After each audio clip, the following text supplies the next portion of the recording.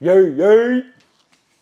Let's get started with today's workout of the day, which is deficit handstand push-ups, which I usually train about 4 times a week. I will train it 3 times if I don't have time, but I got time today. So we're gonna get started. We're gonna start with just a little warm up. By the way, I'm just setting up a little towel. And the reason why I set up a towel is because if not, I'll slip. And I've done it before, so that's how I know I'll slip. Make sure anytime you're doing handstand push-ups, you are on a surface that does not cause slippage, because you can break your neck and it's not worth it. So that's what the towel's for. It gives me a little more grip. And this is also not a proper warm-up, but this is how I warm up. The reason why I'm not doing a proper warm-up for the record is because usually before this, I usually go run. So by the time I do all these arm swings and whatnot, I'm warm. But yeah, you should kind of do the wrist stuff and all that good stuff, but I'm not going to. We're getting right into it. We're just doing a couple easy sets to get to the big sets. We're gonna work up to 8 inches on the deficit. I have boxes that are 3 inches, 2 inches, and 1 inch. So again, just some reps to get there and I'll be fine. I will say this, I started training the handstand push-up in 2016, 2017. And my journey has been hard. And the reason why it was hard was because I wasted a lot of time trying to learn the handstand push-up. As in, I thought that because I used to do 1,000 push-ups and 500 dips every other day. And I thought, oh, I'll be strong enough to do it. 2 different sets of muscles, people. Just because you do a ton of dips and a ton of push-ups doesn't mean you'll be able to do a handstand push-up. Because pushing overhead requires a different set of connective tissue than it does to push and do dips and push-ups. So anytime you see a YouTube video that tells you dips and push-ups are good foundational exercises, they're lying. And they probably didn't have to overcome a learning curve to do the handstand push-up. They've probably been able to do it since they were little. They're probably younger and could do it. They're probably little. I'm not a little guy. These calisthenic gurus low-key be about 5'6", 135 pounds. I'm saying, whoever you are right now, if you were 5'6", 135 pounds, you'd probably be able to learn a handstand push-up quick because it's not much weight to press up. And if you are 5'6", 135 pounds or shorter, I'll tell you this, it should be really easy for you to learn. It won't take you as long. When I first started trying to learn it, I was 200 pounds, a little over 200. And so, again, I had a lot of mass to work with, but everybody's different. Everybody's journey is different. I wasn't sure how I was going to feel for this first set of deficit handstand push-ups because I'm a little sore still from Tuesday's workout of handstand push-ups. And today's Thursday, so I wasn't sure how I would feel, but I knocked out a nice little triple to get me started, so I wasn't mad at that. We got 3 sets of this in total. So if you're following along, you can do 3 sets of however deep you can go. If you can't do deficits, then just do regular handstand push-ups. It's fine. We all getting money today. Again, you doing something. There's people doing nothing. So you're getting better at the end of the day. And make sure when you're doing a handstand push-up, you got something firm to kick up against. I'm gonna tell you a funny story. It's a true story. Me and my boy Vic, we were learning the handstand push-up at the same time around 2016, 2017. And the best exercise to learn a handstand push-up are eccentrics because it's building the connective tissue strength. Eccentrics don't really help you push up. And again, real quick, eccentric is just lowering yourself down and then stopping and then kicking yourself back up, lowering yourself down, not the pressing up part of a handstand push-up. So because you have to keep kicking up and keep kicking up, sometimes you can kind of just lackadaisical do it without intent. So we were kicking up inside this gym that we were working out at. And there was a mirror that we were kicking up against. And I'm just in the zone. Because I understand if you do a lot of reps of anything, you'll get good. So I'm listening on my Beats by Dre. It's 2016, so I'm probably jamming some Big Sean, that album. I forgot what the name of that album was. But anyways, I remember kicking up one good time. And I remember hearing, and I heard a little crack, and I said, am I tweaking? So I look at Vic, and Vic looks at me like, hey, you did that, but I ain't gonna say nothing because you my dog. I was like, appreciate that. And I looked at the mirror and I saw it was cracked and it was kind of glass on the ground. We just walked around like we ain't even see nothing happen. It was like, let's just not do this no more. And I remember because there were multiple gym owners. I remember one of the gym owners had walked in on us and was like, hey, who cracked the mirror? And we just looked again.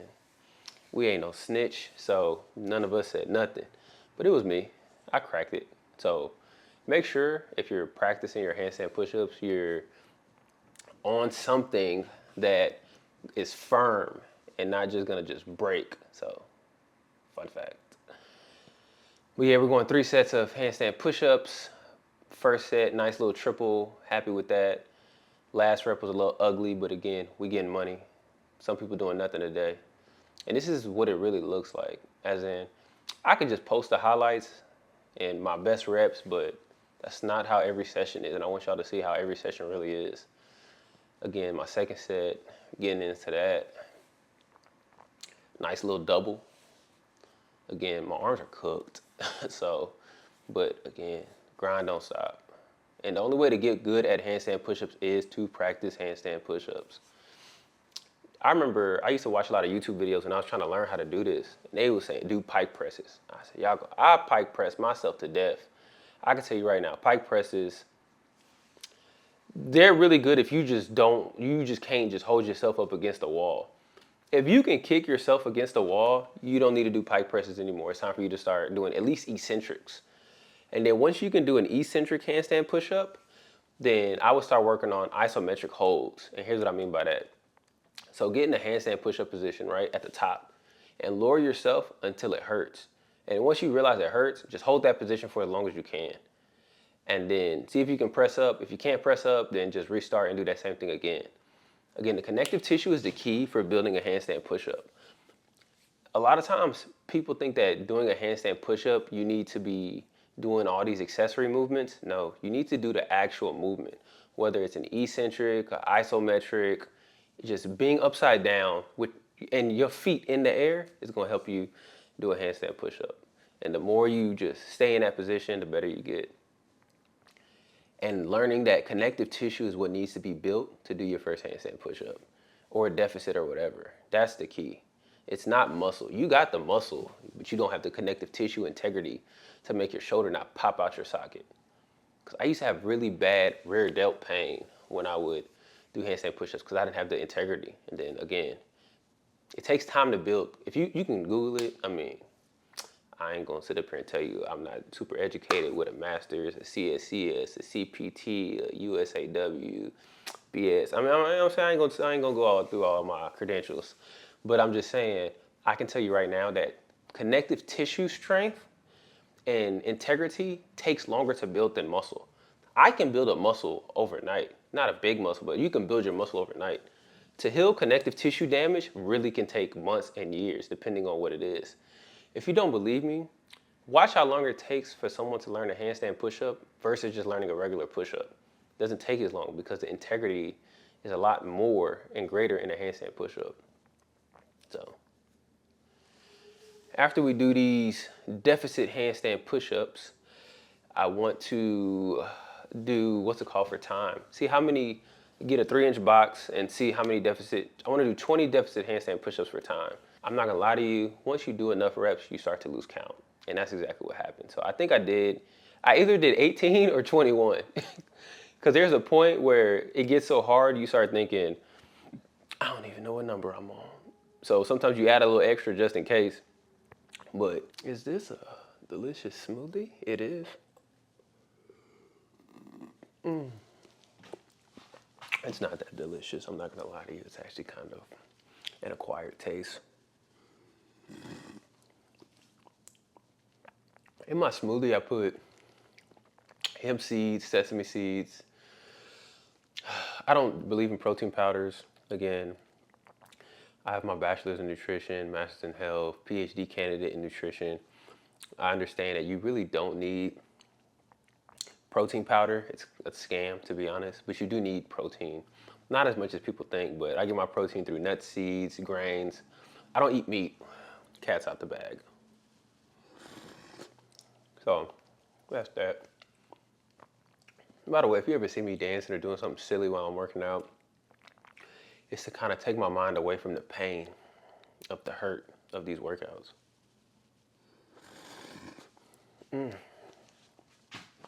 Delicious. You gotta lie to yourself to get it down.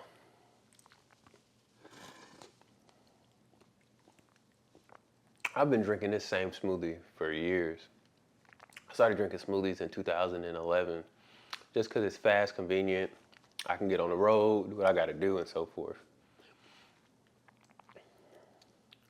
After I do these 20 handstand push-ups deficit for time, then I'm gonna do eccentrics. That's the last part of my handstand push-up workout. You're gonna do 40 reps as fast as you can. Again, you wanna be controlled on the way down. You don't wanna slam and break your neck, but this helps to build connective tissue integrity and it helps to build muscle endurance. Because if you just do up and down, that can build muscle endurance, but it can fatigue your shoulders a lot and you can't really get the volume. If you just do kick-ups over and over and over, it's gonna help.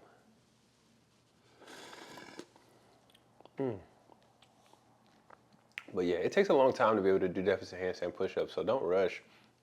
But understand this, you'll go through, when you're training for deficit handstand push-ups, or handstand push-ups in general, there'll be times where you think, oh, am I ever gonna be able to do a handstand push-up? And it's just, yeah, you will, it just takes time. Don't give up. I almost gave up. My friend Vic, I saw him, he's naturally a stronger person than me. Well, he can for sure get movements faster than me. So it'll take me a little bit longer to get it. And I remember there'd be times where we would be trying to learn a new exercise and he would get it quick. And I used to think, maybe I'm just not built for it. But then over time, eventually I would get it. So I just learned in general, everybody goes at their own race, their own pace, their own speed. You got your own pace. Just remember this, 5 years from now, if you put in work, you'll get there. 5 years is gonna pass regardless. But if you do nothing over those 5 years, then you'll look back and think, I should have started 5 years ago. That's what made me start this YouTube journey, because I thought, there were times where I thought I should do it, and I thought, dang, if I would have started it back then who knows where it could be at now. So the first best time to start something was back then, the second best time to start something is now. So if you have a goal, do what you gotta do and start working towards it now. That way, later in life, you can thank yourself for the decisions you made today.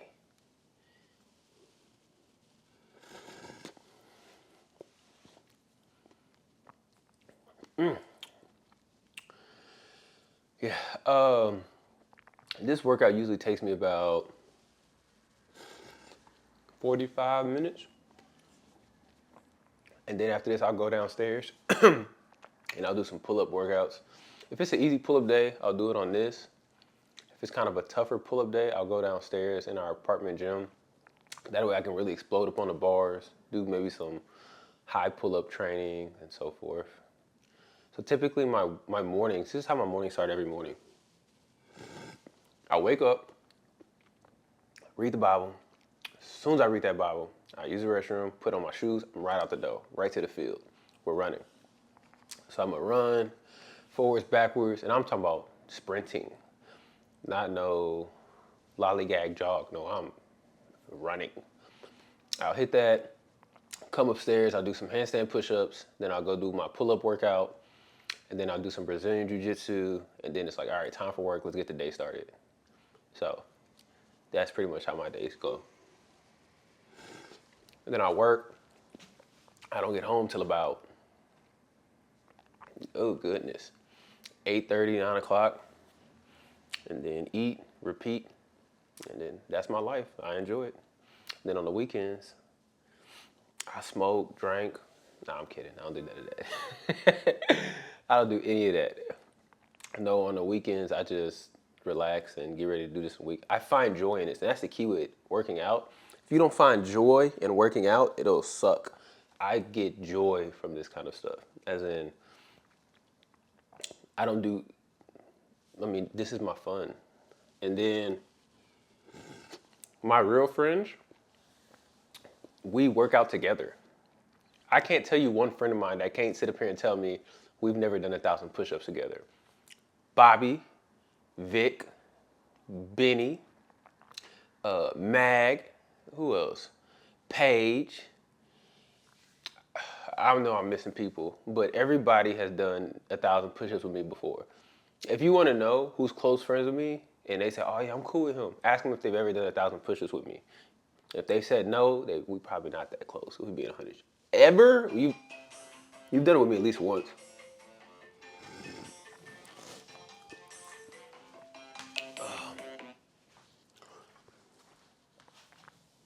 I'm not sure if y'all heard that, but that was my alarm clock. I set 3 alarms every day to pray: 11:15, 2:10, and 4:08. Just random times, because I think you should just randomly pray. But yeah, that's the workout for today. So we're gonna go 3 sets of high deficit handstand push-ups, 23-inch deficit handstand push-ups for time, and 40 reps of deficit eccentrics. And that's pretty much it. You do that, I'll tell you this, if you do it twice a week, you'll be amazing. I do it 4, but I'm a beast, you feel me? And I gotta do what I gotta do, but nah, I ain't gonna say all that. But I mean, if you wanna master something, you should practice it often, and that's why I do it. I mean, again, if someone's asking me, how did I get to where I'm at? My first day ever working out, I did 200 pull-ups, 500 push-ups, boom. And I just built upon that, built that foundation. I only do body weight exercises because I have scoliosis. So anytime I have weight compressing against my spine, it hurts. So I don't even try it. But yeah, that's my workout for today. And I don't have any music when I work out. I believe in, if you really locked in to your workout, and you're really trying to accomplish something, it's almost hard to listen to music. I need to focus, so I'm not a big music guy. That's why there ain't no music in this background. I want y'all to experience what I experience. If you want though, and this video is just for motivation, because I used to watch videos just to watch for motivation, and I would have it in the background, and I would cut my own music on. You can do that as well. If you want to add your own music to this background, go ahead. But yeah, I don't work out with music most times, unless I'm with my boys. And even then, that's something that used to get us really, really swole. We used to all just sit around and just hang out around at a pull-up, like around a pull-up bar. We would just talk and do sets. So I'll do a set of pull-ups, and then we'll chop it up. Somebody else will do a set. We'll just be on rotation. And that was how I hung out with the boys, and that's how we used to get real swole. It's just, if y'all hang out at a bar, you're gonna drink alcohol. If you hang out at a workout at a gym, you're gonna work out. So that's it. But that's today's workout. I hope you enjoyed it. Deficit handstand push-ups, and yeah, more money coming soon. Get your money today. At the end of the day, if you want to be good at something, you got to practice it. You have to understand that. If you want to be good at something, you have to practice it. And if you don't practice it, you won't be good at it. And the biggest thing you need to understand is later in life, you're going to ask yourself, why am I here today? And you can either make a lot of good decisions so that later in life, you're where you want to be, or you can BS, and then later in life, you're going to think, gosh, I wish I would have did this when I was younger. Don't be the person that later in life you wish you would have made good decisions when you could have made them starting today. Don't think, I should have made it back. Today is the day. Start today. Get your money today, and 10 years later, you'll thank yourself. All right, I'm out.